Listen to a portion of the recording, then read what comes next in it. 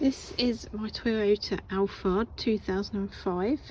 Today we are replacing the sliding door mechanism because the cable on the existing one has broken. So the trim's already been removed off the door. You can see there where the cable is loose through the gap, and the sensor which sits in here has snapped. The whole thing is one unit, so the replacement sensors and cable are in there, and then all of this mechanism fits into the door. Here's a photograph of the part as well as the IPC and part numbers which relate to it. They are handed, so you will need to make sure you order the correct side.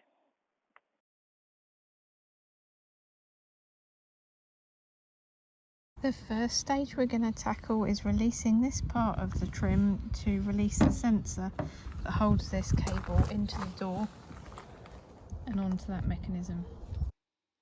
This piece of trim slides to the right, but it's highly likely if it's been in place a while it will snap when you try and remove it.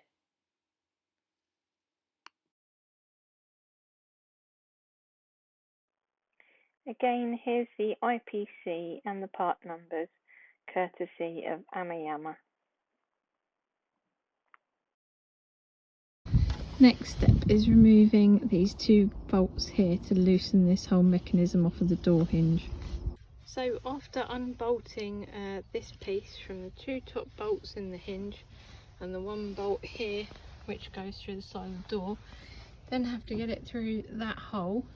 It helps if you lift up this piece of trim just to get it out the way and wiggle it through there, and then you can start to look at threading the replacement one through.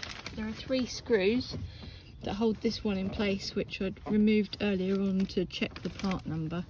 So now we're going to set about changing it off the motor and getting this out the door.